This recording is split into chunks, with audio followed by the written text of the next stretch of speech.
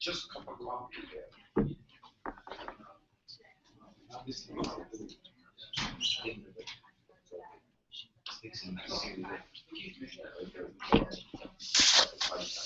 Okay, let's get started. So, good afternoon, everyone. My name is Vazi Chilayan. I'm the president of the MIT Armenian Society, and I want to thank you for joining me here today as we commemorate together the legacy of Hrant Dink. Our event today will focus a talk that will focus on Hrant Dink's legacy, as well as the effect his death had on modern Turkish society, and it will be followed by some Q&A. It is with great pleasure that I host the speaker for today, Mr. Khatchig Mouradian. Mr. Mouradian is the editor of the Armenian Weekly and the coordinator of the Armenian Genocide program at the Center for the Study of Genocide, Conflict Resolution, and Human Rights at Rutgers University. He teaches history and political science at Rutgers and Worcester State University as adjunct professor. Mr. Mouradian is a PhD candidate in genocide studies at Clark University. He's lectured extensively in Armenia, Turkey, Cyprus, Lebanon, Syria, Canada, and the US. In recent years, Mouradian has crisscrossed Turkey more than a dozen times, delivering lectures, collecting oral histories, and conducting archival research. With that, I'd like to welcome our speaker, Mr. Khatchig. Thank you.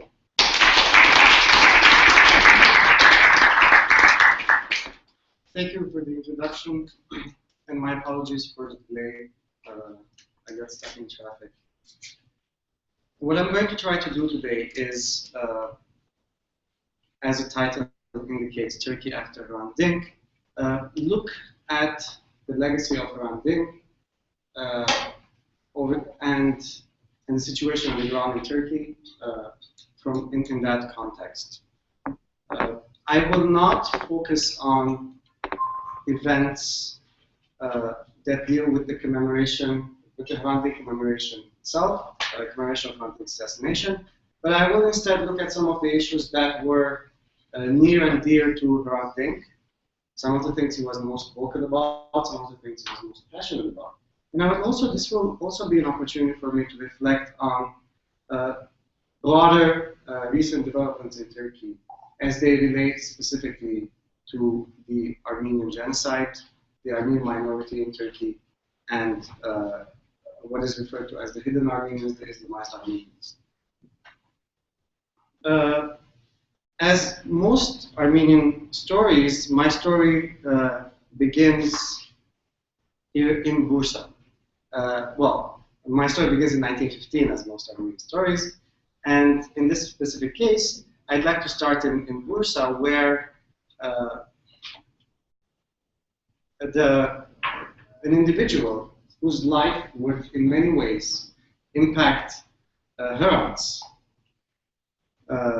lived in the immediate aftermath of the genocide. I'm talking about the individual on the right, Sabiha Gökçen. She would eventually be called Sabiha Gökçen. A survivor of the Armenian genocide, an orphan who was taken from an orphanage and to Bursa, where she would eventually meet the founder of the Turkish Republic, Mustafa Kemal Atatürk, who would adopt her, and he would bring her with him to the capital.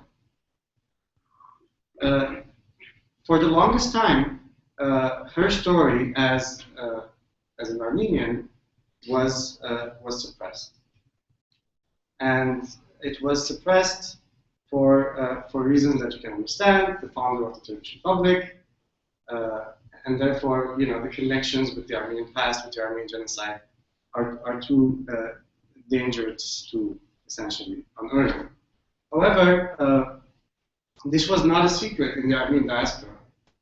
In fact, I brought with me a newspaper from, it's a August 16, 1970 issue of a newspaper called Spürk. And the front page has a story by Simonian titled The Daughter of Aratur.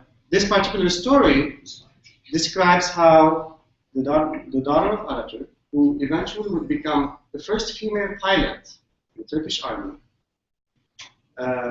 is on her way to bomb the population of Dersim in the 1930s. Of course, the powerful connection here, the very moving connection here, is the fact that what is referred to as the uprising in Dersim.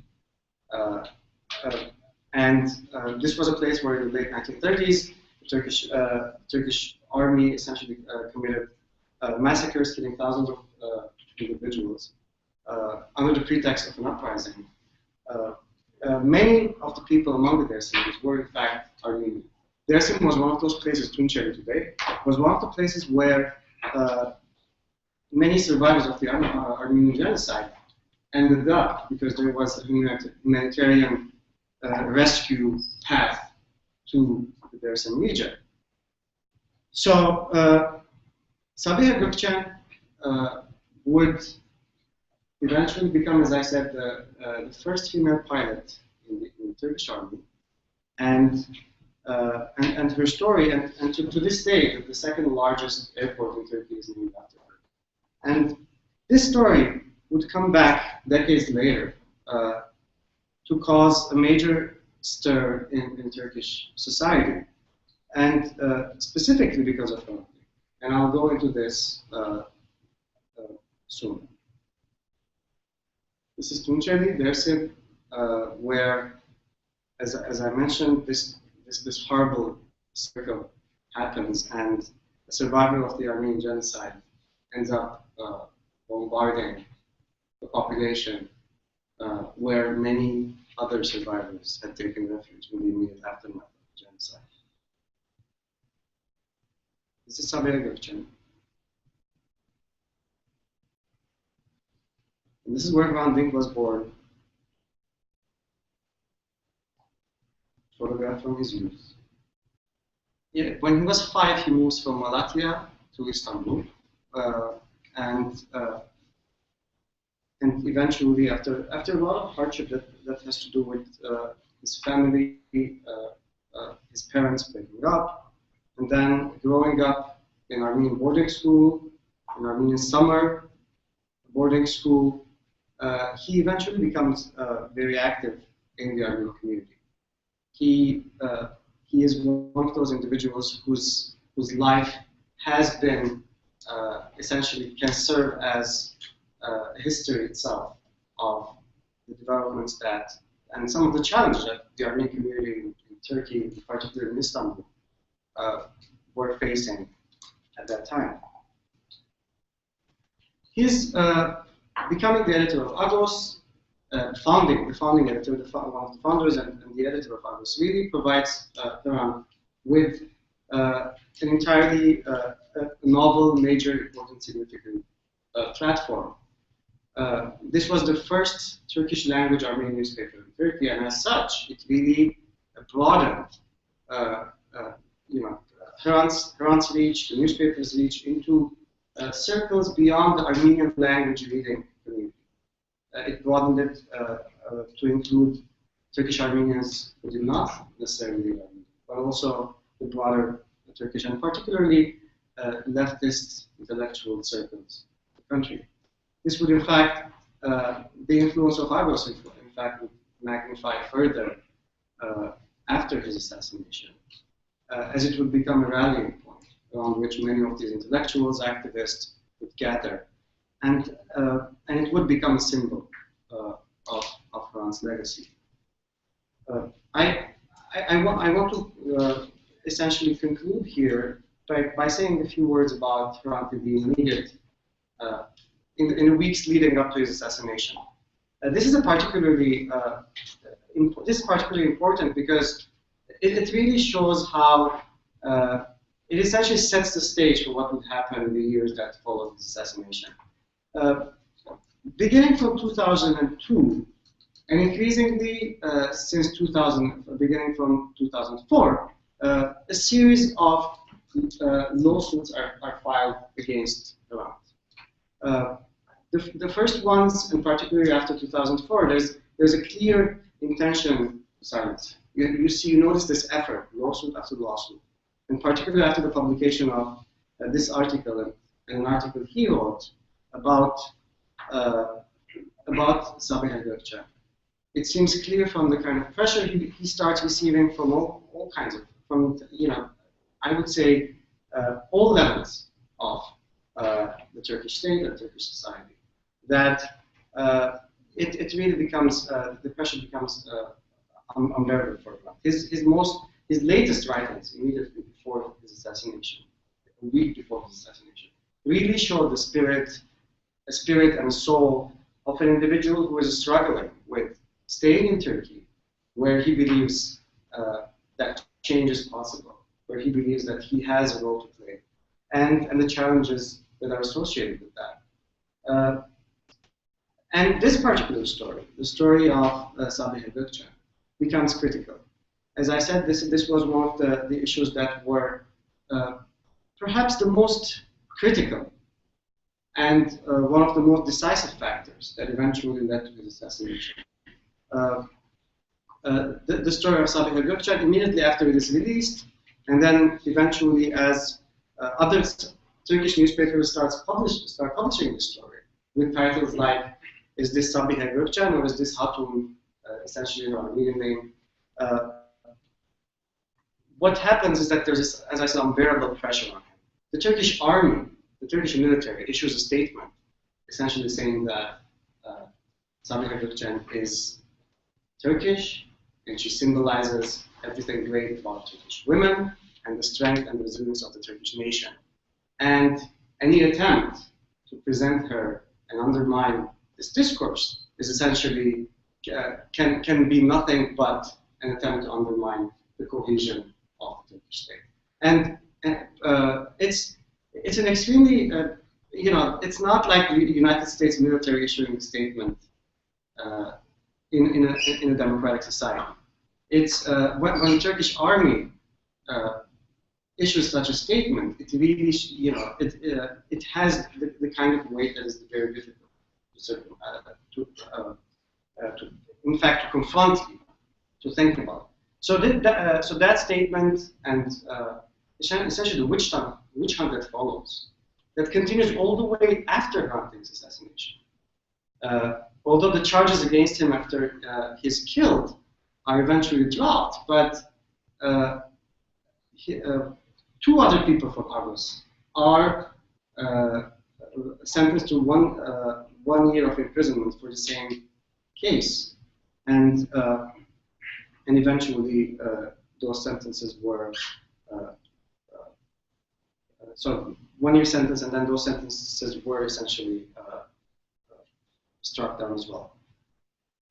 And then January, the assassination date, 2007, Hrant Dink is killed in front of his office. This becomes a rallying point, as you know, by many thousands of Turks, Kurds, Armenians, and others in Turkey, in Istanbul. However, one particular issue that's important to note here is that,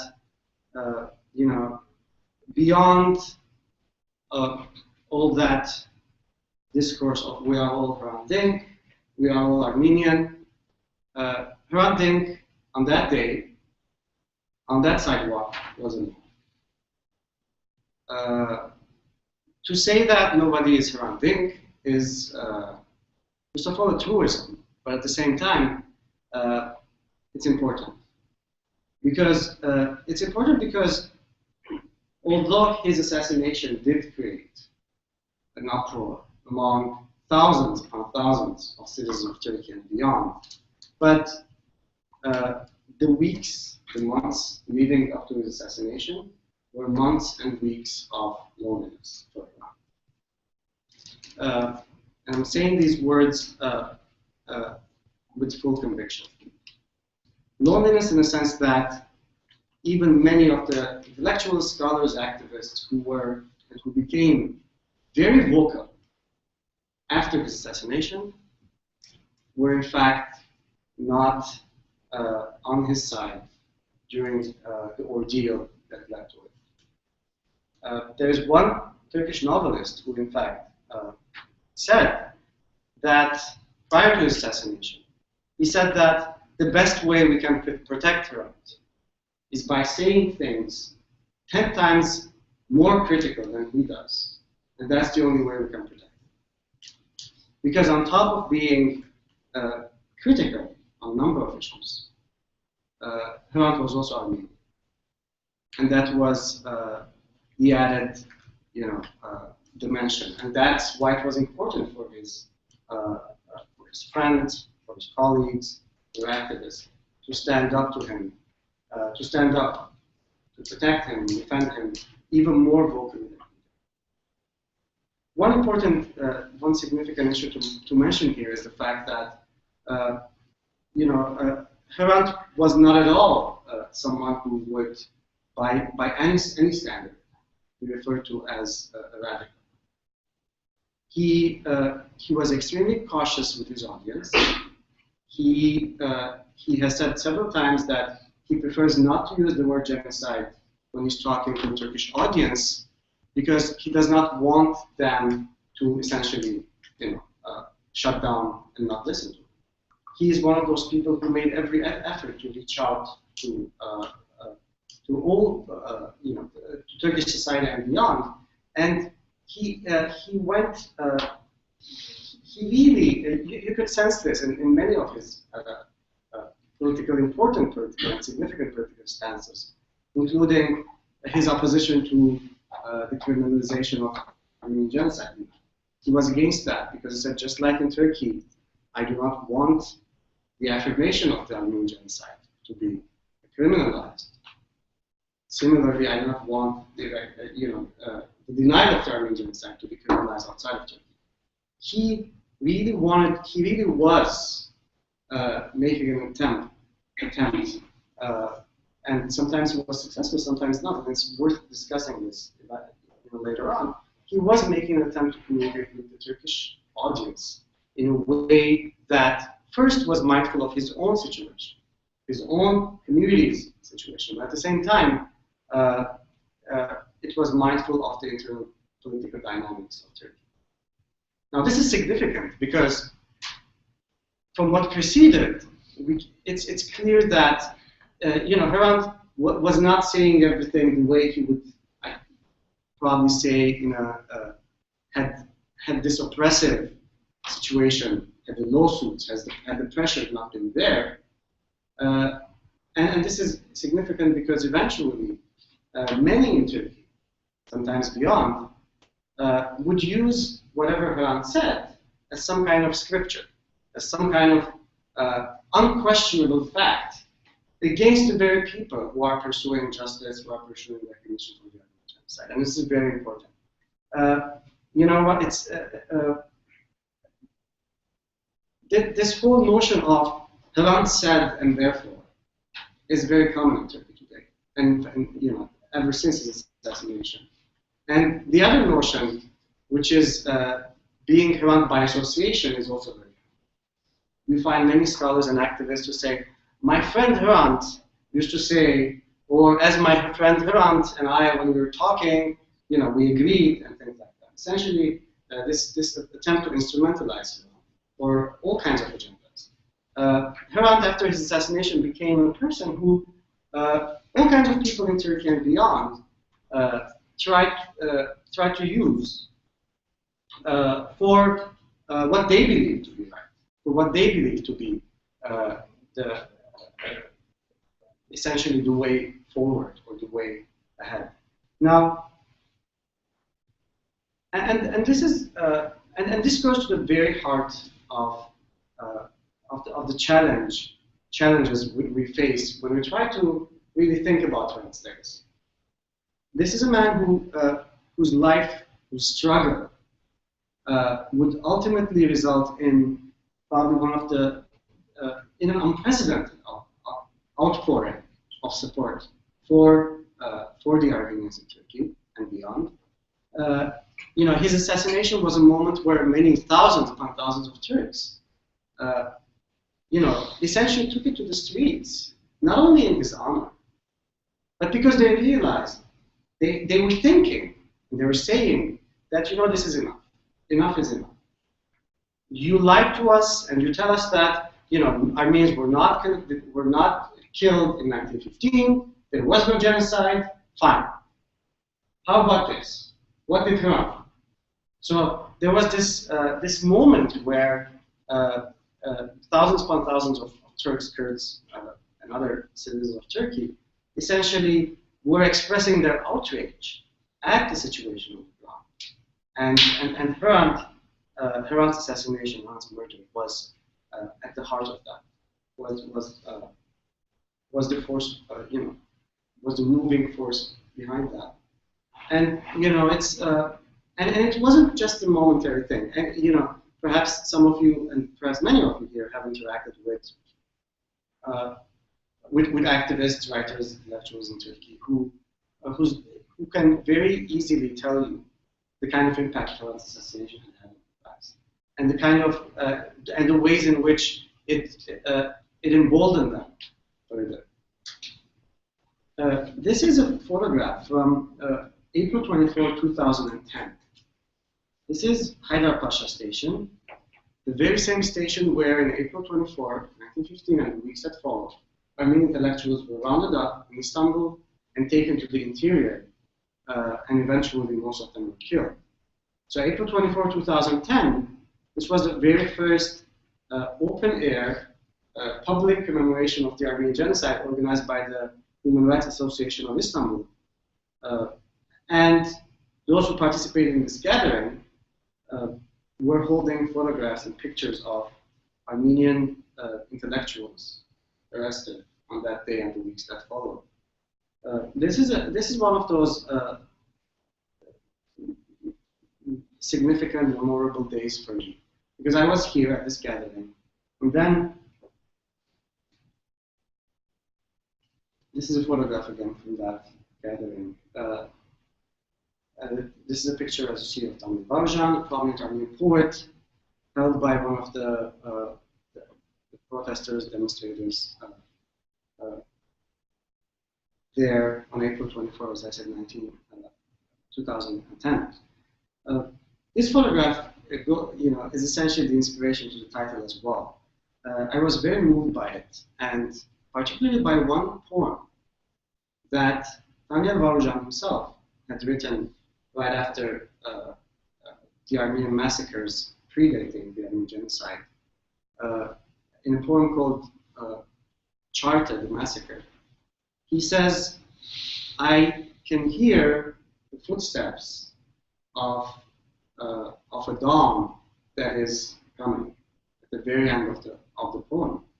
And standing there on these steps leading to the very station where the Armenian intellectuals were taken to the interior and killed in 1915, and hearing the footsteps of these Turks, Kurds, and others gathered here, commemorating the Armenian Genocide in open air for the first time, their footsteps reminded me of Daniel Varujan's words written a century earlier. But this is not always a good story, a happy story. When we talk about Turkey after Hrant, it's a Turkey that, as we will see, in many ways is not very different from Turkey before Hrant. In many ways, the politics and especially and particularly the way the state operates and the way the political leadership operates has changed very little. This is from a gathering, from a series of protests that in fact swept different cities in Turkey and Istanbul, in which these were the pro-Azeri protests, in which demonstrators were holding signs saying put an end to the Armenian lies. You are all Armenians, you are all bastards. This is in response to all the activists and demonstrators and protesters who outside saying we are all Armenians and we are all Turks. So these are this is just to show you the other side of the coin. Again, from the same time period. This is again at Taksim Square, thousands gathered here. Again, against to struggle and fight against the Armenian lies. What was referred to as the Armenian lies, and you can see Azeri flags, Turkish flags, and it says today Taksim, tomorrow Yerevan, one night we will descend upon. By the way, and then just to it's important to mention here that the Minister of Interior of Turkey, addressed this gathering. Just to show that connection. Now, one thing I'm going to try to do here is not focus on Istanbul alone. I will look at other parts of Turkey, and I will discuss some of the ways in which the past decade has shaped in terms of developments regarding Armenian issues. And in that context, perhaps Diyarbakır is one of the most significant places. It is the place where which shows a way, a path to how the Armenian issue could be tackled in Turkey in an honorable manner.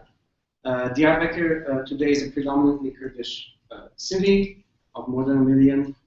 It is a place where both mayors, current mayors, who will be replaced in the upcoming local elections, have been extremely supportive of efforts to, first of all, commemorate the destruction of the city's Armenian community.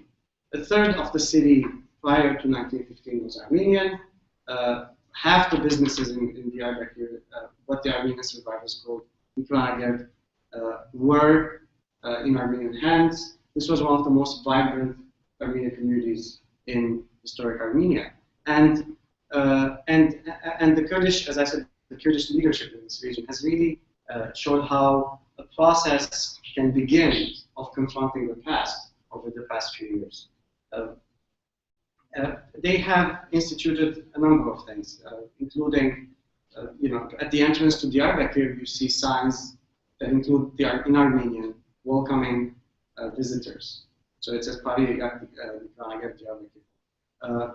And there are Armenian language courses that are being offered, partly co-sponsored by the municipality. The Surp Giragos Armenian Church has been renovated. It was renovated a few years ago, and it was returned to the community. It was partly that renovation was partly funded by the local municipality.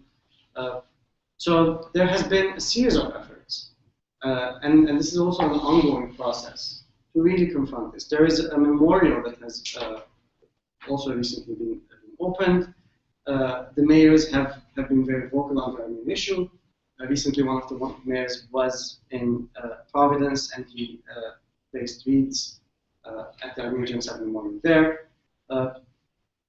It really shows, and there has also been an effort to really return some of the properties confiscated from the Armenians during the genocide. So whatever is under the municipality's jurisdiction, within the municipality's abilities, there is a serious effort to confront this past.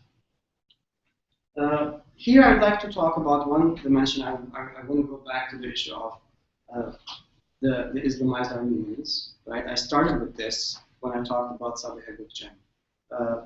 This is in a village, Satiköy, near Mikranager, near Diyarbakır, where which we visited with, in fact, my friend George who is here. There's me. We visited this particular village because we wanted to see the church here. The Armenian church, there was a very vibrant community in this village. It was almost exclusively Armenian before the genocide. And the church is still standing. The reason it's still standing is because it has been converted to a mosque. And that's where the vineyards were before 1915. It's really very symbolic. if you look at the situation now, and you think about the fact that there were vineyards there 100 years ago, it shows the extent of the destruction and the extent of the, and the fact that on so many levels, Turkey has not really recovered from that loss, particularly in the East, and for a number of reasons, which we can discuss afterwards. As we were here, we visited the church, and then outside, I was walking around, and I see this tractor approaching me, and the man driving the tractor, as he gets closer, he asks me where I'm from. And I tell him I'm from the United States, but I'm Armenian. So he tells me my father was Armenian. He was 10 years old when the genocide took place. And he starts showing me where the village's cemetery was, where the houses were before 1915, etc. And one of those like moments, and I will come back to this. He says, "Can I hug you?" This is a man who, as you can imagine, this is a remote village. This is not a tourist destination by any stretch. It's not a tourist destination even for Armenians because, it's not like Akhtamar and other places where Armenian tourists visiting the region would go. This is a man who, perhaps for the first time in his life, saw a connection to the Armenian life in that village, a connection to his father and his history through me. The other thing he did, and of course if somebody asks you in the United States to hug them, you're not very sure about that, but in this part of the world, it's different. But then, after that, I asked him, because the Armenians used to gather here every year for a feast, and I asked him if he knew where the Armenians gathered. And he said yes. Walk 200 meters in that direction, and he pointed in the direction opposite to where I'm looking in the picture. He says, walk 200 meters in that direction, and you will see this open field. And he says, he said, in fact, if you listen closely, you can still hear their voices. So imagine, this is a man who every single day drives his tractor past that field. This is a man who every single day has to hear the voices of his ancestors from that field. At the very end, George was kind enough to take a photograph of us, which I'm not only showing because I like gigantic pictures of myself shown on the screen, but because it really, this is one of my favorite photographs. Because if you really look closely, right, two individuals, one from the United States, one from this remote village in Western Armenia, standing next to one another, and just the resemblance really goes to the heart and speaks volumes. It speaks volumes, and it really is, and I can see that there's also many Armenians sitting here. It is also a challenge to many of us. It is a challenge because for the longest time, our definition of a survivor has been one of someone who made it, who escaped the Ottoman Empire in 1915, ended up in Lebanon, Syria, Europe, the United States, you name it. But we forgot for the longest time the people who stayed behind. And I use the term "stayed behind" loosely here, because it wasn't, in many cases, it was not a decision made by choice. Today, if you go to the eastern parts of Turkey, you'll encounter thousands upon thousands of individuals who are the children of many of these survivors who couldn't leave. And sometimes their sisters or their brothers are on this other side of the ocean, are your uncles, your cousins, your grandfathers. Just like they were survivors of the Armenian Genocide, these individuals were as well. And this man is the son of a genocide survivor, just like my father was. So it really also challenges us to think differently about what is referred to as the hidden Armenians or the Islamized Armenians.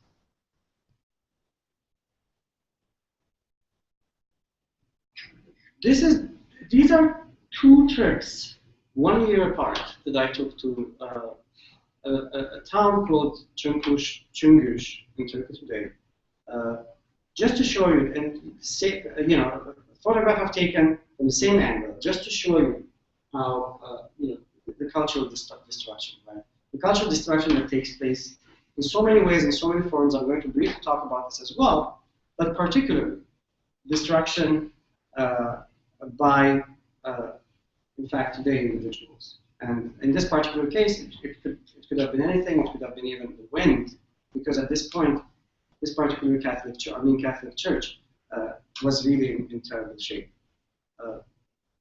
But in the same village, we encountered another daughter of an Armenian genocide survivor.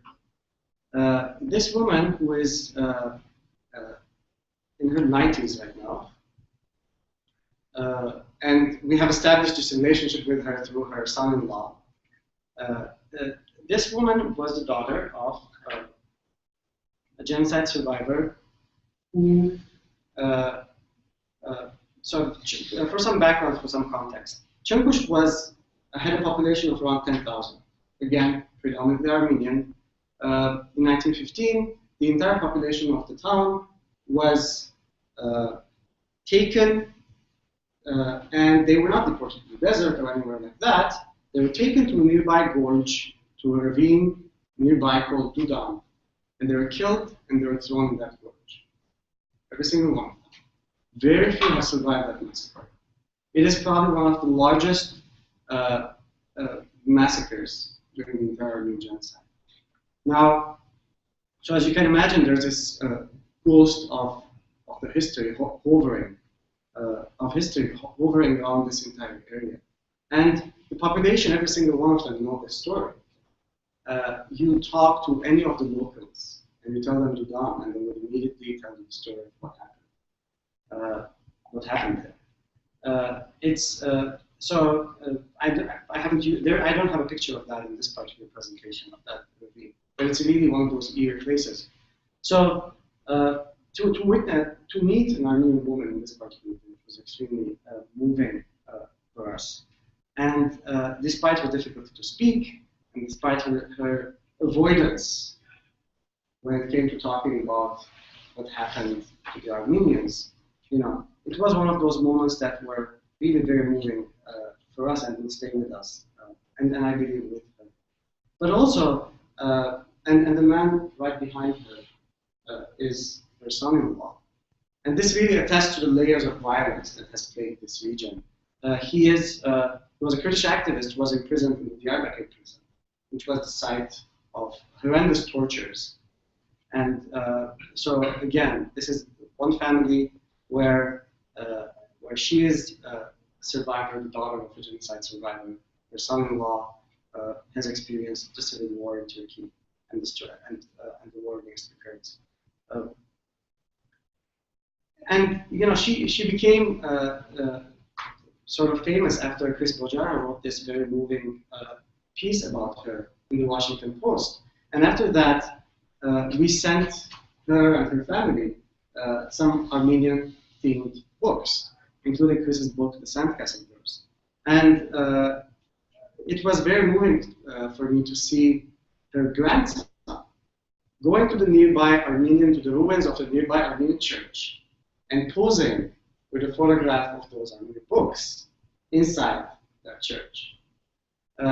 It is, again, like symbolically very powerful because it shows that, it really shows how, there is this new generation of individuals who are faced with this challenge of confronting their past, of confronting their history, and what to do with that.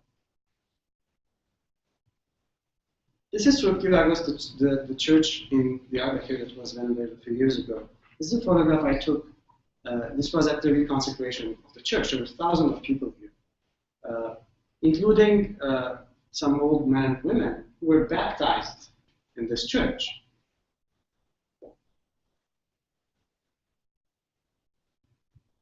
moving on to Mush, and again, one of these sites that you will see across historic Armenia, thank you, are these empty chairs and tables. I have dozens of photographs of them, and they really remind me of an absence. They make me think about this absence. In fact, in 2010 April, during that genocide commemoration, a few hours later, I gave a talk, a commemoration speech in Istanbul, and this connects back to the theme of Hrant Dink. And as I was speaking, there was this one seat at the very front of the hall that was empty. And I told the audience, I can't help but think that that seat would have been occupied by Hrant himself. But then I said, perhaps by the sheer irony of fate, perhaps had Hrant been there, it wouldn't have been possible for me to stand in Istanbul on April 24 and speak, and for there to be an open-air commemoration in Istanbul in 2010. So again, these empty chairs really are another one of those powerful calls to anyone who is in the area to think about it. And it's one of the things that, and again, I said this in 2010. I do think, and I do believe that one day, in the Turkish parliament itself, there will be empty seats in the names of the Armenian parliamentarians who can lead. It is because of the struggle of people like Hrant Dink, and people before him, and the people after him, that within Turkey, whether they're Turks, Armenians, or Kurds, that such a thing would one day be possible.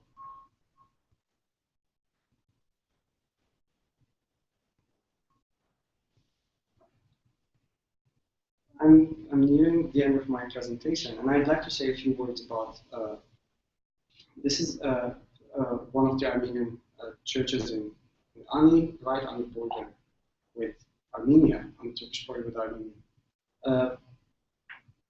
One of the, if in 2006, 2005, or a few years before that, you visit the office of Agos, one of the things Hrant would do was take out this stack of faxes, emails and letters that he had received from the interior of the country, from individuals who were discovering their Armenian identity, from individuals who were figuring out that somehow they are related to a survivor of the Armenian Genocide, and they want to subscribe to Agos, or they want their story told. He always, those survivors were very important. It was one of his passions. He believed that their stories are going to resonate more with the population of Turkey. Because this is not about the evil diaspora. This is not about these diasporan Armenians plotting to destroy Turkey. This is about individuals. This is about your neighbor. This is about individuals living in their own communities, and therefore it would be easier for Turks and Kurds and others to confront their past through these stories. So one of the things he did was he attempted, and in fact this whole story with Artur's daughter is only that. It was not an attempt to undermine the foundations of Turkey. It was just an attempt to remind Turks that even the founder of the Turkish Republic, in fact, has a story that is interwoven with the story of surviving Armenians. And similarly, even the presidential palace of Turkey today in Ankara is on land confiscated from Armenian family, the Kasabian family, during the Armenian Genocide.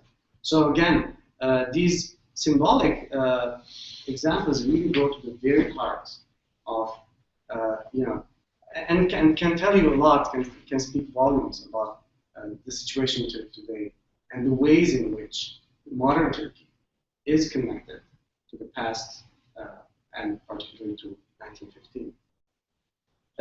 So one of the efforts that Hrant Dink's family, the Hrant Dink Foundation, has been doing excellent work on are telling the stories of these survivors, telling the stories of hidden Armenians.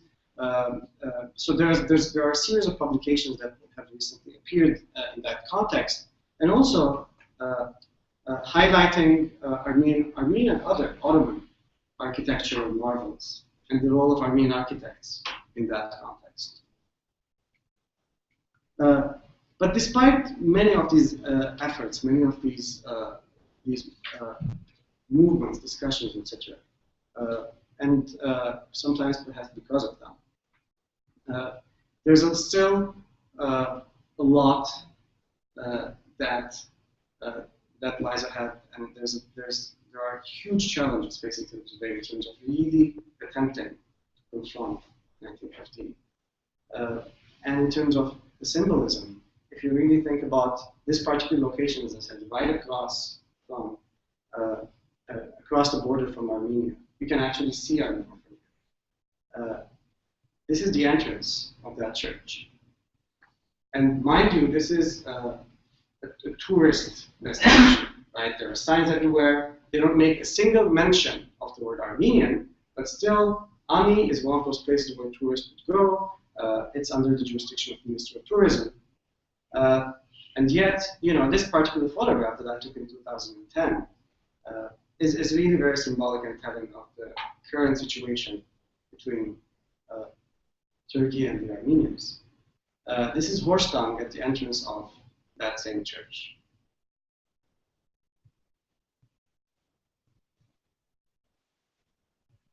But the reason this talk was called Turkey after Hrant Dink is not, as I said again, only because I wanted some kind of marker for the date. It's not to say that we could have easily said Turkey after 2007. The reason it was said Turkey after Hrant is because I believe that something did change in Turkey after the assassination of Hrant Dink. The kind of change that is not that could be very difficult to discern at this point. A kind of change that perhaps you could see in the faces of activists in many places around Turkey. Perhaps you could see in the faces of intellectuals, writers in the diaspora, in Armenia and Turkey. But more importantly, the kind of change that really pushes many of us, that really pushes many individuals in Turkey to really try to address some of the root causes behind Hrant's assassination. Years after an assassination where the real perpetrators of the crime have not been caught. And in another eerie connection between Hrant's assassination in 1915 and historian Taner Akşam has written a couple of articles about this. In fact, the assassination was modeled to mimic the assassination of Talat Pasha by Solomon Tehlike. And Taner has shown several, has come to this argument based on several court records and other documents, and I can discuss this afterwards if you're interested. But it really showed, as you know, Talat Pasha is one of the is considered to be the mastermind of the Armenian Genocide, and he was in Berlin. He was assassinated in Berlin after several years after the genocide by an Armenian named Solomon Tehlike. On the sidewalk, he was shot from the head, and the same exact mode of assassination was used for Hrant. He was not, abducted, killed, just like in many other cases that have, in the recent past in Turkey, where people disappear and then their body shows up somewhere down in this or that corner. This was an attempt. This was an assassination that was aimed to essentially make a point. Make a point that, as I said, on the one hand, there's this hope, and there's this, activism. There's this dedication that seems to have a renewed dedication that seems to have come to the fore after Hrant's assassination. But on the other hand, there's also another message there. That there are forces in Turkey today that are willing and ready to do anything to make sure that 1915 is not confronted. Thank you very much.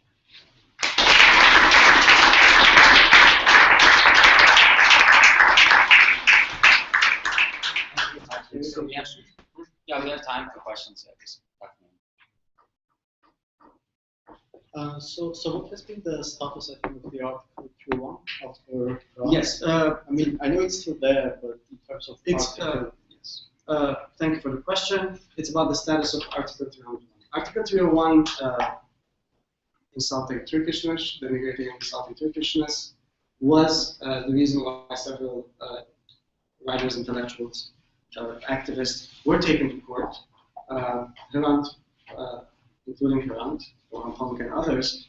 In recent years, it has been increasingly more difficult to prosecute people under Article 301 because there's essentially there are steps that guarantee in the past. So if you filed a lawsuit in Turkey for denigrating Turkishness under Article 301, there were very little judicial steps that could actually stop the process.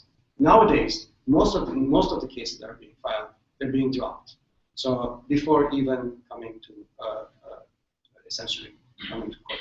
So in that sense, although the article, or I think an amended version of the article is still there,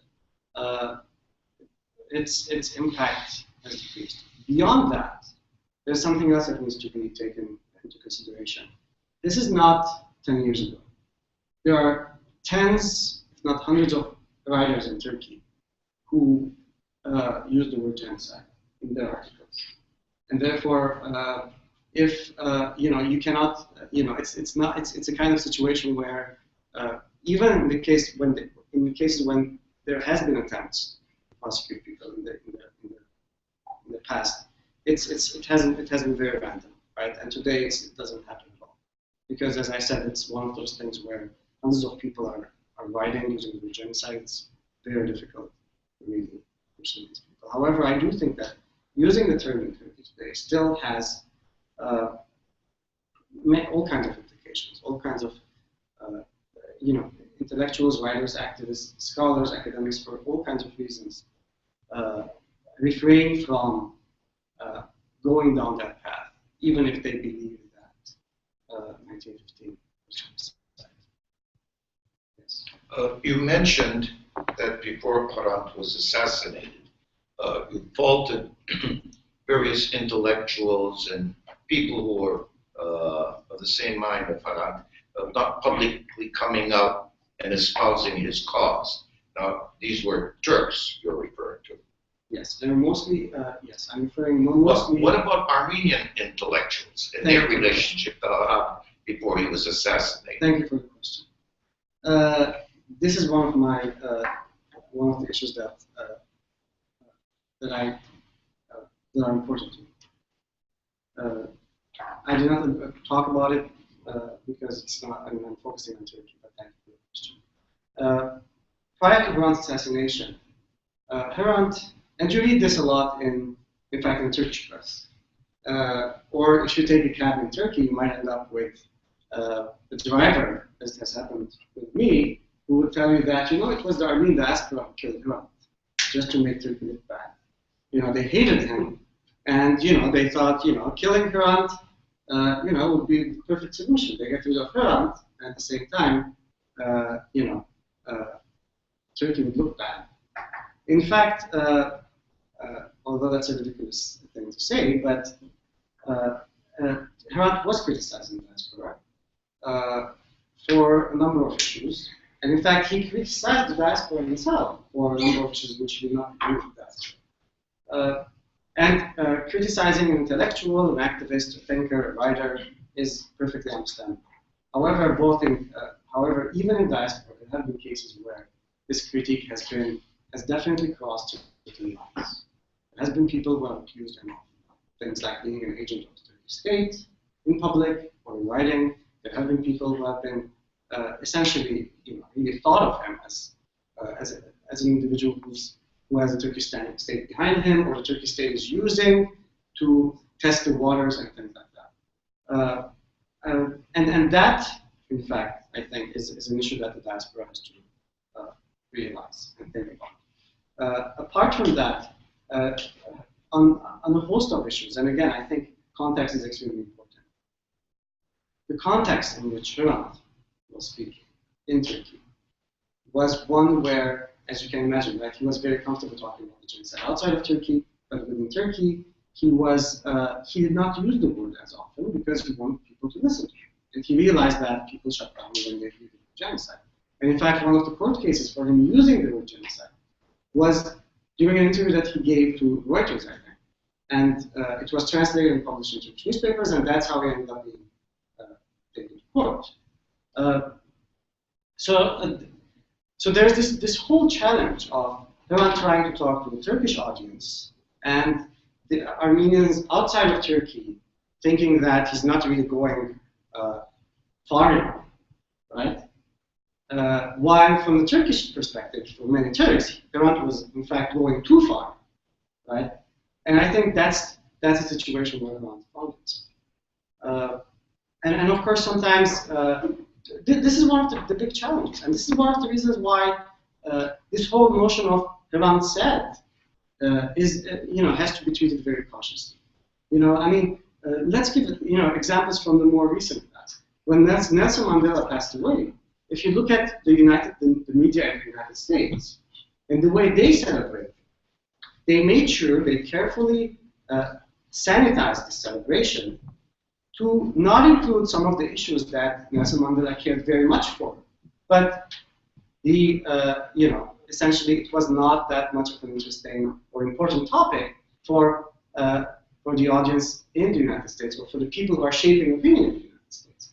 And I think we have to be mindful of that. The fact that there is a context to what Hrant was saying, and therefore even now, when people in the diaspora or Turkey or anywhere else, quoting Hrant, first of all, no one is infallible, including Hrant or anybody else, right? Quoting Hrant and then saying, is problematic on so many levels that I can't even begin to address. But it is one of those issues that has been issued. It's a reality. Nowadays there are so many others. I talked about Hrant being. Nowadays there are many Armenians, many Turks who are really trying to push the envelope on both sides, and they would still be called agents and whatever from either side, regardless of where they are or what they do. But the point is that I think this is a reality. But then at the same time, we know and we're mindful of this whole issue of the challenges this poses when you talk to an Armenian audience and when you talk to a Turkish audience, and how you have to do that. And that's the thing that bothers me, is that before he died, he was regarded as an agent of the Turks. Yes. After he died, he became a saint. Absolutely, and I would be cautious to generalize that across the diaspora in Armenia. However, there are some in the diaspora in Armenia who idolize Hrant only because it's a way for them to beat Turkey in the head. And that's the issue. But I would not generalize that. But yes, was the diaspora? Were many diasporans, including intellectuals, journalists, writers, etc., disagreeing with Hrant in terms of how far he's pushing? Yes. But these were not people sitting in Turkey. These were not people who were feeling the weight. Precisely. And that's the most important. Yes. So after you've warned us many times for saying, people say Hrant said, I thought I would just relate to you just of listening to us, feeling sick in my stomach. So I had never met Hrant. I met him several months before at the Armenian Diaspora Conference, where he was in 2006. And I thought I would give you my sense. I've never talked to anybody about it. I spent 2 days with him. I'd never met him. And I spent 2 days, basically 8 hours a day with him.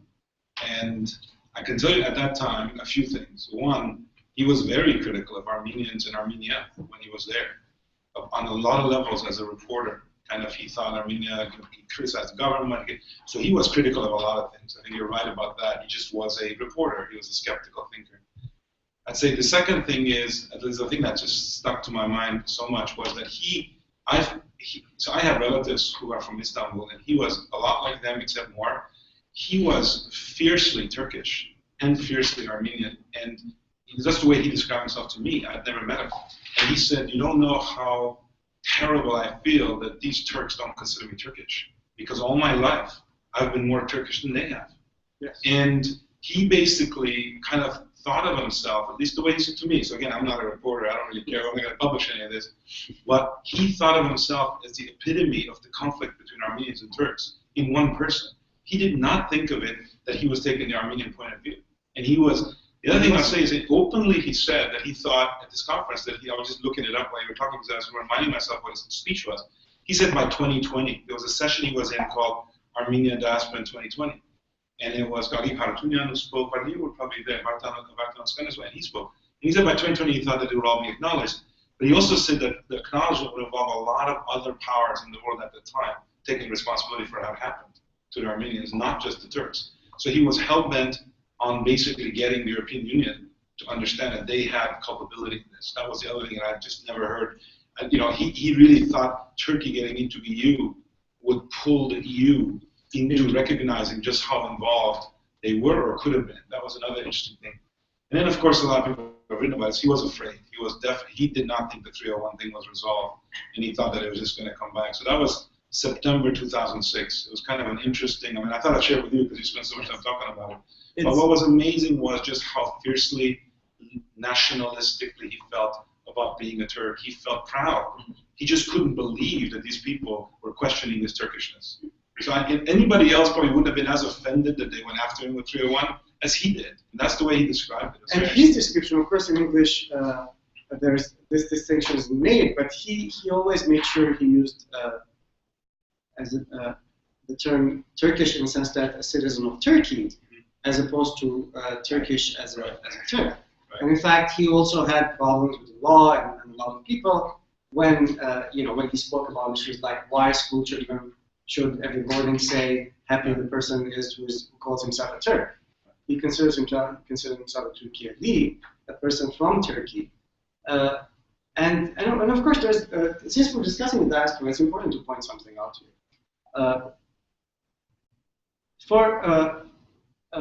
There are many in the diaspora who struggle with this whole notion of why would somebody stay in Turkey after 1950?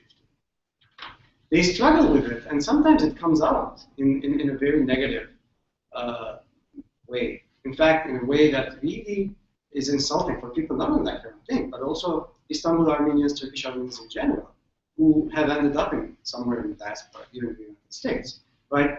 There is this perception of that, why would you live there, right? This sense of, it's like it's incomprehensible for many in the diaspora. And again, I mean, this whole issue of Islamized Armenians is also a challenge of that sort, right? It is a challenge for Turks, right? Because it asks these complicates matters, right? And then it's a challenge for Armenians because it complicates matters as well, right? How do you deal with, the son of an individual who survived the genocide, just like one's father, right, is a son of an individual who survived the genocide. But then there's like 2 generations, and then sometimes the mother is Turkish or the father is Turkish, or you have all these complicating factors, and what to do with that baggage. In fact, last year, a couple of years ago, I visited the town of Lice near Diyarbakır, and I met with this family of several brothers, and the older brother was called Talat. He's the son of an Armenian Genocide survivor. His father was a survivor. He was very young.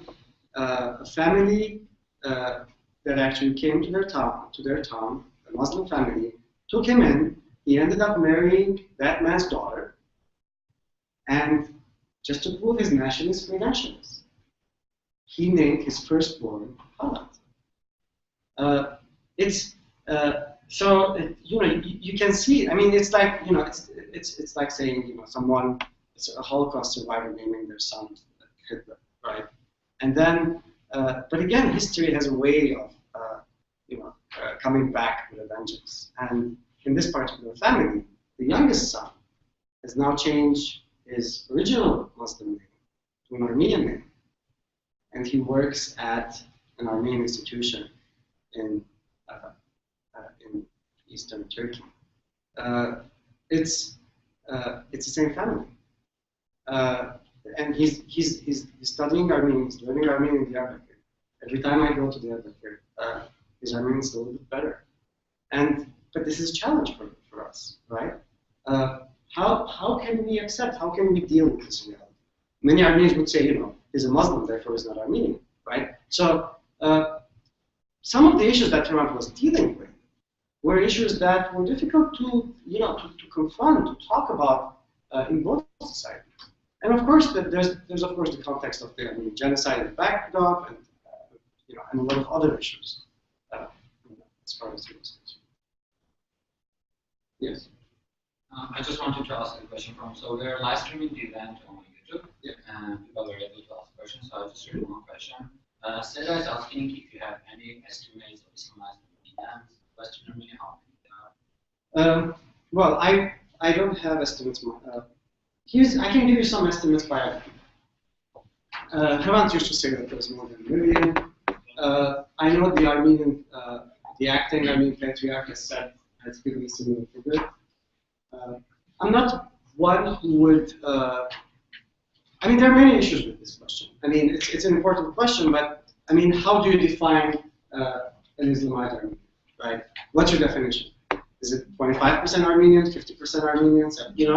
That's one. And then when we start talking with percentages and things like that, that becomes very common.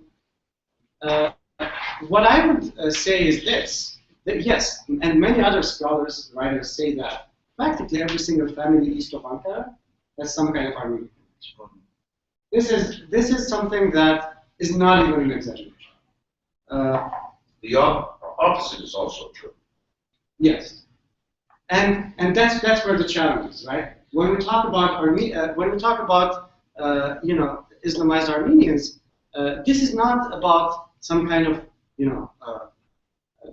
it's a matter of choice at this point. After 3 generations, it's a matter of opportunity. These individuals, those of them who would like to learn more about their culture, those individuals who would like to have the freedom to come out and talk about their identity and their past, they should be able to do that. And that is a challenge for Turkey. That is the important issue. It's not a matter of, there's 1 million hidden Armenians, and let's unhide them all, right? And this, it's a matter of, basic principle of rights for individuals to express, to deal, to confront, and to have the opportunity to deal with their past. In many of these villages and towns, it is still a problem. It is still a problem to come out and say, I'm Armenian, etc. In many of these places, people still are referred to as Armenian. In many cases, people have maintained that sense of Armenians or some kind of Armenian connection, not because of themselves, but because others, local Turks and Muslims, have constantly told their parents and others, you are Armenian, that Armenian, right? So that is a challenge on Turkey. And I think that's the most important issue there. The challenge for Turkey is to really create an atmosphere where these individuals can come. To create. On the other hand, what is the challenge on us as diaspora Armenians? I think to think about, what defines Armenian, right? Many of us think about the issue of hidden Armenians as some kind of it's part of romanticizing the past. It's part of this romantic notion of, we had a culture and we had, it was all Armenian villages and towns and they were massacred. We never connected with our reality today. We never think about the fact that Today, what does this mean? What happened 100 years ago? I mean, this whole sense of community, right? Yes, we say an entire community was wiped out 100 years ago. But how much value do we give to our own community life today? In communities across the world where we still are gathering, right, in the hundreds, in the thousands, right? We don't make that connection. So it's all about the past and romanticizing the past. And the same thing with the hidden Armenians. This challenge of let's go and educate all these individuals who are losing their identity in Turkey, and at the same time, if you think about how many Armenians are being assimilated without any kind of state-sponsored oppressive decades of policies, right? It really puts these things in context for us Armenians, right? It's this whole notion of and I always say every time when I'm in Western Armenia, I think about Eastern Armenia in the sense that I think about the Republic of Armenia today every time I'm in historic Armenia because many of these places remind you of that. They remind you of the importance of community today. They remind you of the importance of not taking things for granted. They remind you of the importance of staying on your land. Today, one of the biggest challenges for Armenia is exactly that. So in that sense, the issue of Islamized Armenians goes to the very core of many of our identity issues we're facing today. Yes. I was curious about the state of Agos today, like after what happened in 2007, and what's going on with just Armenian journalism or just media in Turkey currently. Well, first of all, perhaps this is it's important to say that only recently, I think it was today or yesterday, that another activist died as a result of the Gezi Park protests in Turkey. Turkey currently is undergoing some very difficult times in terms of activism and the government's response to these activists who are out on the streets. And the Turkish media is also extremely suffering from this. I'm talking in general, I'll go back to the specific issue of Agos. So the Turkish press, the Turkish media in general is under heavy pressure. Turkey is the #1 journal in prison, the #1 in the number of journalists it has in prison in the world. But it's not always about going to prison. A lot of the pressure is, in fact, pressure from editors, pressure from the business leaders who own the newspapers as one of their essentially many businesses, and pressure from the very top from the government. And so that is a part of the reality. Now, as far as Agos is concerned, as I said, the newspaper continues to publish. It's a Turkish language newspaper now with an Armenian language insert. It's not only a newspaper. It is one of those places and points around which there is a community. There is a group of intellectuals and scholars and writers who gather, whether it's Agos or Hrant Dink Foundation or the Hrant Dink Foundation. So and every year, as you all know, they commemorate Hrant's assassination. There are thousands that gather to this day on that commemoration day. And there are commemorations all over in several cities around Turkey. So, and Agos has, in fact, in recent years, has also dealt with issues that go beyond specifically Armenian topics. They've really broken certain stories on a host of issues that confront Turkey today. And in many ways, I would say they are part of, although the number of their subscribers doesn't really reflect the reach they have. But I do believe Agos has become one of those places where people do read Agos, and Agos does have that kind of influence, which it is a newspaper that clearly punches way above its weight. Yes. Thank you very much for that introduction.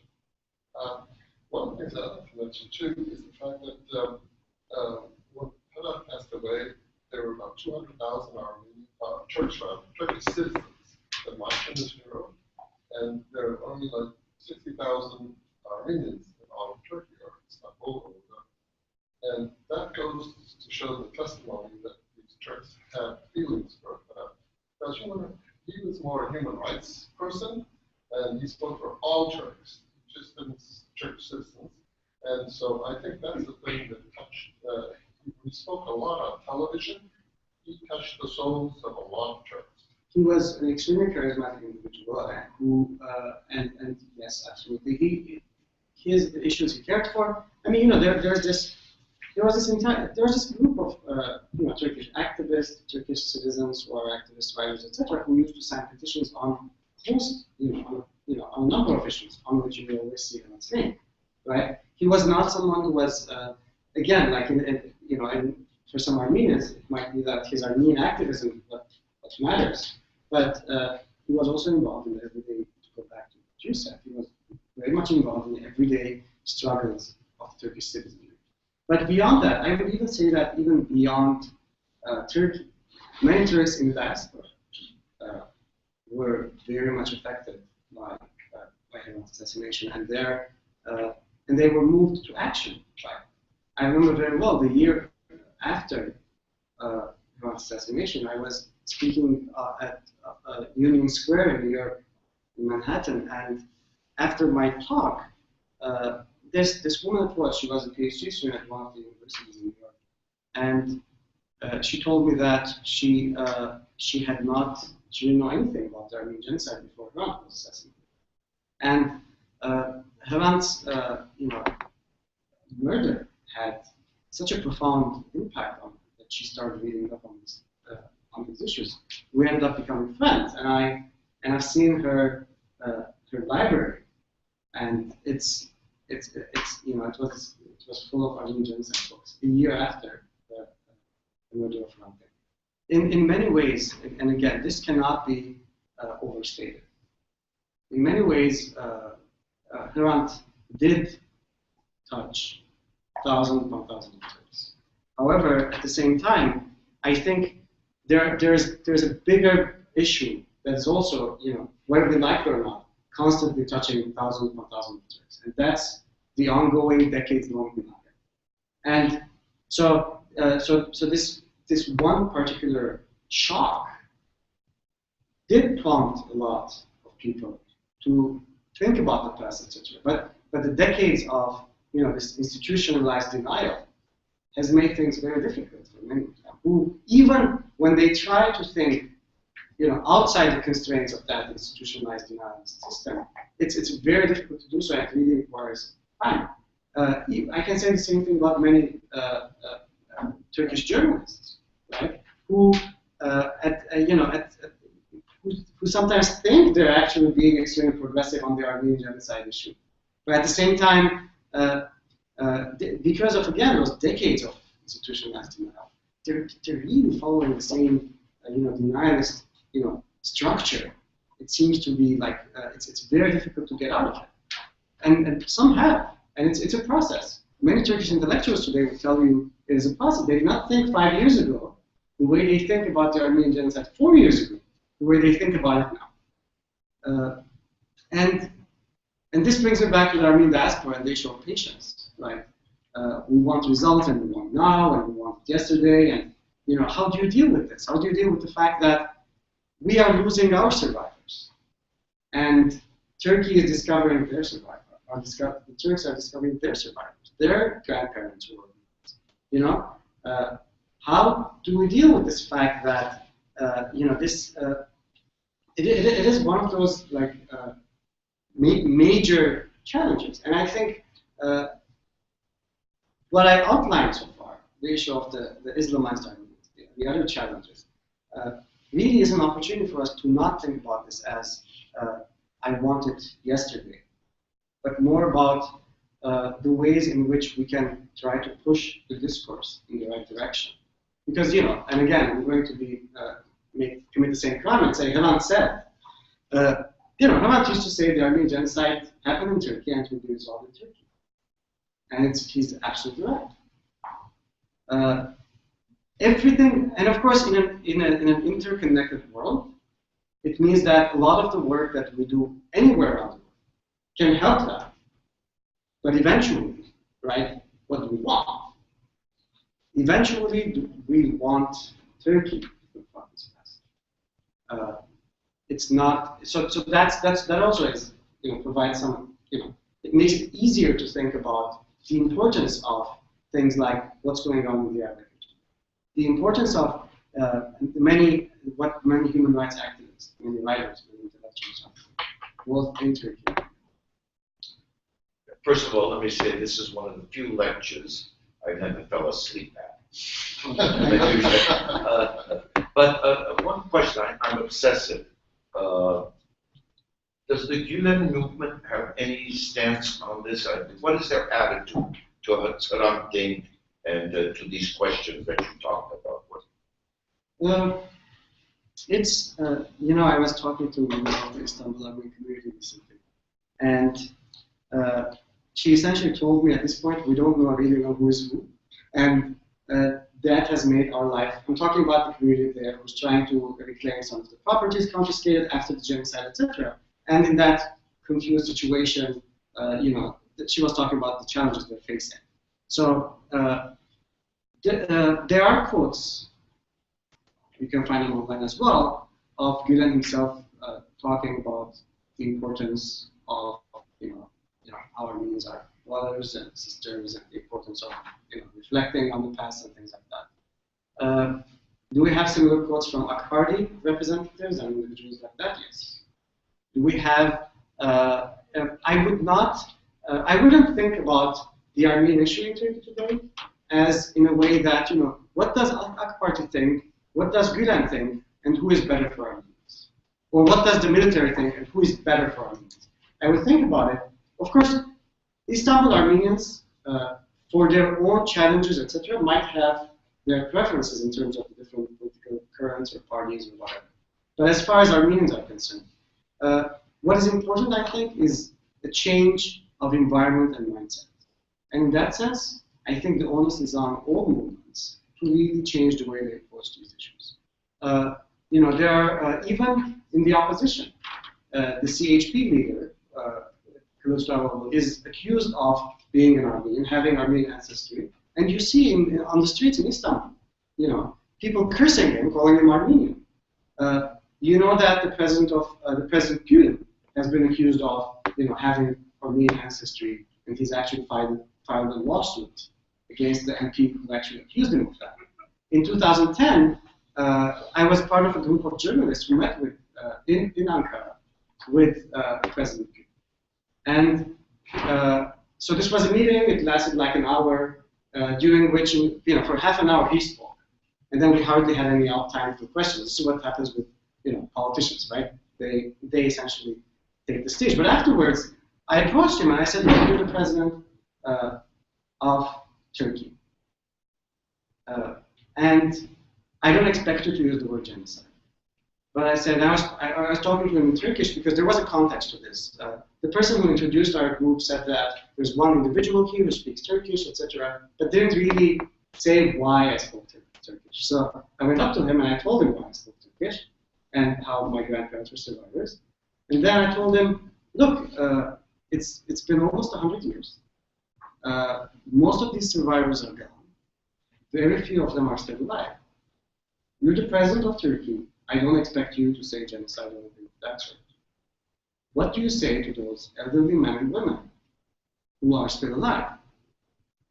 And he said, I understand the pain of every single one of them. This was, and I immediately wrote about it in the paper. And I went to my hotel, I wrote this column and I posted it on my website immediately. And then the next day, it was in the Turkish papers as well. And it was, in fact, Turkish papers, a couple of them, were very critical about this.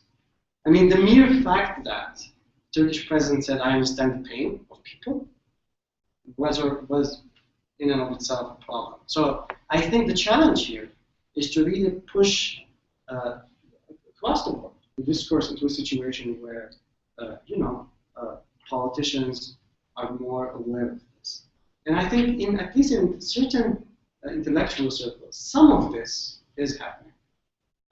The recent case of the novelist who came out and said, the Armenians, there was a reason why the Armenians were killed, etc. And the backlash to that really did show that there are, at least in certain circles, it's unacceptable anymore to say outrageous things like that. But you still have this country where there are dozens of schools called Talat Pasha, where there are dozens of highways in Istanbul, in Ankara, and everywhere else named Talat Pasha. You have a state that continues this active, its active policy of denial, and very little has changed in that. Let's take one or two more questions. Well, can you talk a little bit more about the Islamized Armenians? Only because there was a conference in Istanbul last year, I think it was, because they're rejected by the Armenians and they're rejected by the Muslims. They don't know where they're staying. Can you just discuss that? This is we got to be careful with this. They're rejected by the Armenians and they're rejected by the Muslims thing, because the Turkish press is doing this a lot. First of all, most of these Islamized Armenians live in Turkey. And most of them live in parts of Turkey where there are no Armenian communities. So, in fact, the real rejection, which has consequences, is the rejection by the Turkish, the Turkish state, and the structures, the racist structures, the anti-Armenian structures over the decades that have created this anti-Armenian. So the major rejection that has serious consequences is the rejection of their neighbors and is their feeling of unease about these issues. Have Armenians rejected Islamized Armenians? Probably they would if they were in this environment, right? But the Islamized Armenians today are by and large bearing the brunt of the, if you want to oversimplify this, the Turkish rejection, not the Armenian one. The reason I'm calling for Armenians to discuss this issue has to do more with us, has to do more with with the health of our own communities. Many of us are going to live our lives interacting perhaps with one or two or not a single Islamized Armenian, depending on where we live and how interested we are in this process. So just like many Islamized Armenians are going to live in an environment where they will interact with one or two, some guy will show up and take a picture with them, right? But they're not going to be interacting with that many Armenians. So what is absolutely crucial for them is for the Turkish state and the Turkish, as I said, the decades of, anti-Armenianness, that is to be addressed. As far as us in diaspora, as I said, it's important for the health of our own community to have a discussion about this. It's important for us to think about what it means to be a genocide survivor, what it means to be, who is a genocide survivor, who's the daughter of a genocide survivor, right? And I think that openness will also give us more insight into what's going on in Turkey and how we envision the future. One of the things I do, I've been to Turkey around a dozen times over the past 3 years, and I take a lot of pictures of empty chairs. But I actually I have a number of pictures of Turkish children playing, right? It's like you're playing on the streets, or when we visit certain villages, we ask them to show us where the Armenian church was, and I'm sure you've experienced this too, right? You have dozens of children walking and leading you to that particular location. And I think about those children. I think about the fact, I ask myself, how many of these children are descendants of survivors of the Armenian Genocide? What kind of Turkey do we want for them? What kind of Turkey do we want for those children in general? I think, and what does that mean for us as Armenians, right? I think that goes to the very core of what we should be thinking about and what we should challenge ourselves, right? Because again, whether we want it or not, and whether the Turkish state wants it or not, there will always be people. There's always be those children who will hold their Armenian book, go into the Armenian monastery, and take a picture. It is our job to make that easy. It is the job and the responsibility of the Turkish state to make that easy, and for Turkish society to make that easy. And in that, we all have a responsibility, whether we're Turkish citizens or citizens living in diaspora. One question, since you're talking about that. So Turkey is ruled by an Islamic party at this point. What basis is there in their religion to accept state level, group level, any level guilt and to apologize? And what's the consequence of that in that belief system, in your experience? Turkey has, there have been attempts to apologize in Turkey. One was the case of Dersim. I mentioned earlier in the late 1930s, the massacres in Dersim. The Turkish Prime Minister did speak about that, and so there is that apology. The apology was not in any way perfect, and part of the reason, if you look at the text there, it was seriously problematic. In fact, one of my colleagues, Bilgin Ayata, has written a piece about this apology. But apart from that, it was issued in part, in large part, because it essentially was an opportunity for the ruling party to bash the opposition party CHP, which was essentially that branch of Turkish politics was responsible to what happened to the Dersimlis, the population of Dersim in the late 1930s. So it was, in that sense, it was like saying, I apologize for it if I have to, but it's them who did it. So that is one issue to take into account. There was an effort a few years ago to apologize without using the term genocide by a group of Turkish intellectuals. There was an apology campaign. Thousands of others signed up to that. That was also, welcomed by many, criticized by others for not, including the genocide and other issues with the text. Is there precedent in Turkey? There are these two efforts. Is there precedent in the world, right? And yes, there is. Even apart from the Holocaust, there have been cases. Islamic. My question was specifically, Islamic. What's the consequence of an imaginary acceptance from a religious, societal standpoint?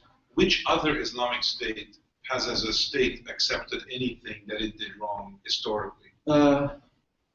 I do think that I don't have a single example in mind right now of an Islamic state to have apologized to a wrong of that proportion, which doesn't mean much because there are many non-Islamic states that haven't done that either. What I can say is this: the implications and what prevents, in part, any kind of acknowledgement and apology, and there are many levels to this, is the whole issue of consequences.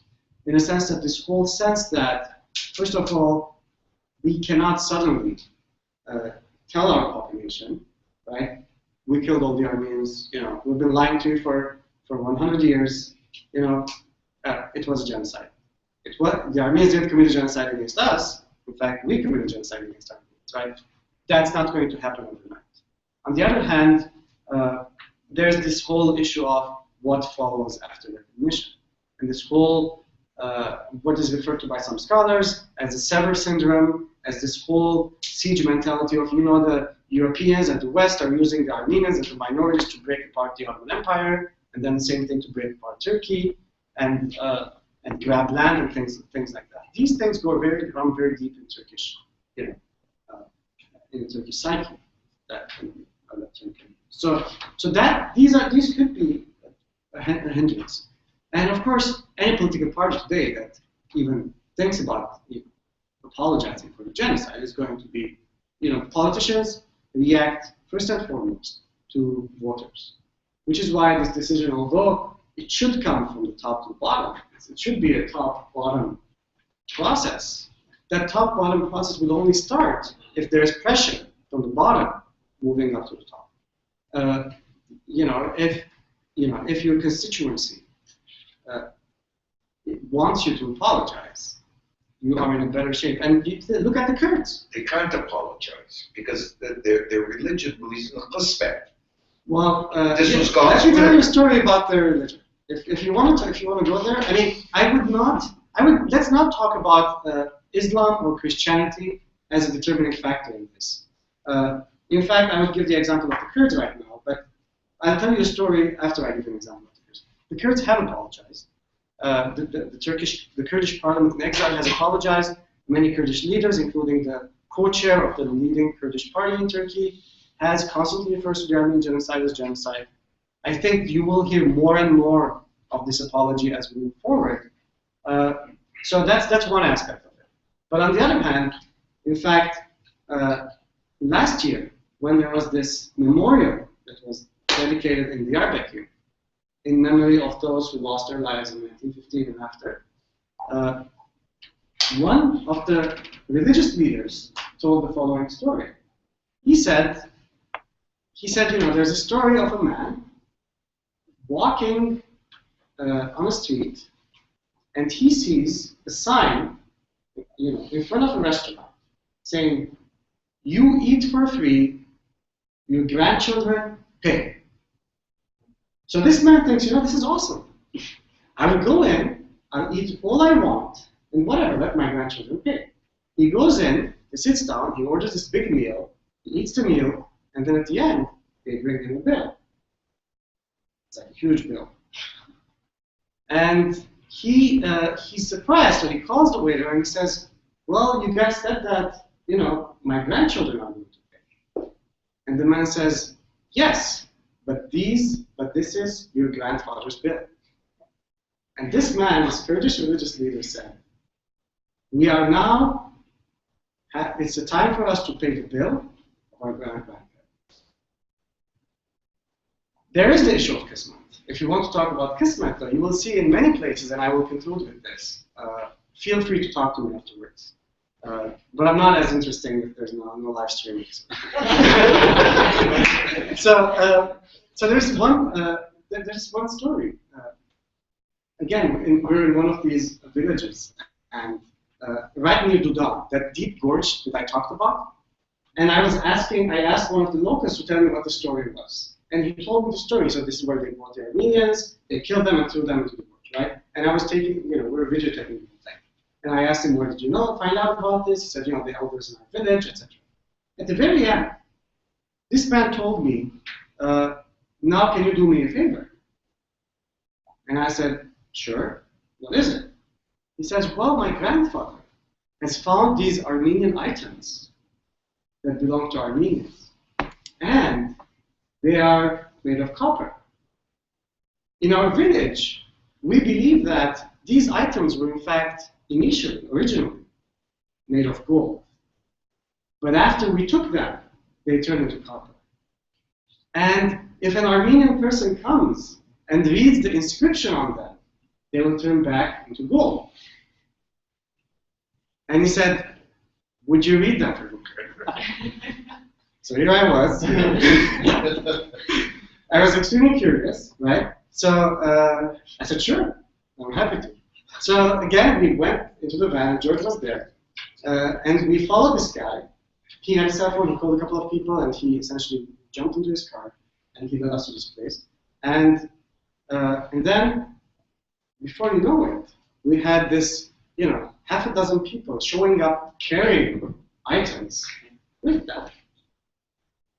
I didn't turn anything to gold, but yeah, the miracle didn't work. But there's something, right? This realization that because this is not our property, we will not enjoy it. It will always be copper for us, and only if the real owners of this property come. This is also very much part of that kind of that Kismet thing goes both ways, right? And in fact, another colleague of mine was doing research on Diyarbakır, and she told me the story as part of her dissertation about how for many you know, many of the individuals she was interviewing, right? They were talking about how, you know, never being able to enjoy what they essentially took from the Armenians.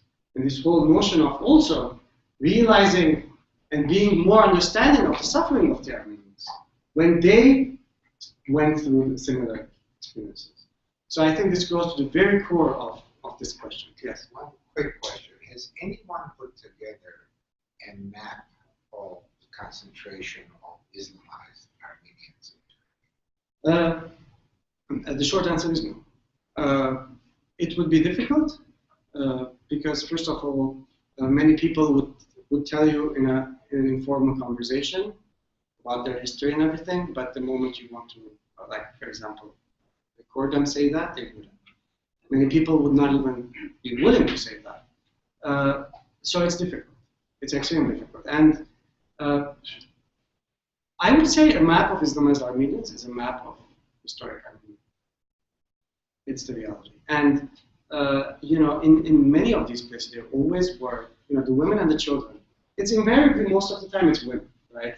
You know, you see more people would say, my grandmother was Armenian than my grandfather was Armenian. Sometimes there were children as well. So you did have boys, and so you do have grandparents, grandfathers as well, who had Armenian heritage. It's very difficult to prepare a map that sort. But again, I would say the bigger challenge is, I mean, let's forget about the map, right? Working towards a society where these individuals, if they want, 3 generations later, to go to school and learn their language, to go to the library, to go to the bookstore, and be able to buy books about their heritage, to be able to walk around and see signs saying that this village was 100 years ago was populated exclusively by Armenians. To live in a country where the parliament building has a sign saying that in 1915 there were this many members of Armenian parliament who were killed. To live in a society, because, you know, as a Turkish citizen, every single Turkish citizen, and I will conclude with this, they live their life with this choice. The choice of, you know, because if you look around you, no matter where you are in Turkey, there are enough signs for you to ask these questions about what happened to these Armenians. And, you know, and every single Turkish citizen is faced with this challenge, whether to look away and go about living their lives, or to ask that question. And the moment you start asking that question, you know, for many, action could follow. So, thank you very much. And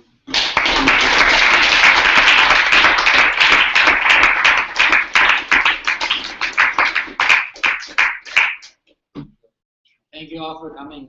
If you would like, we use a mailing list that we advertise out to for our society. If you want to put your email address down on there, we'll put you on the MIT Armenian Society Friends mailing list. And also, there are more events coming up on April 25th. We have adjunct giving a talk about Armenian Genocide. So we'll send more events.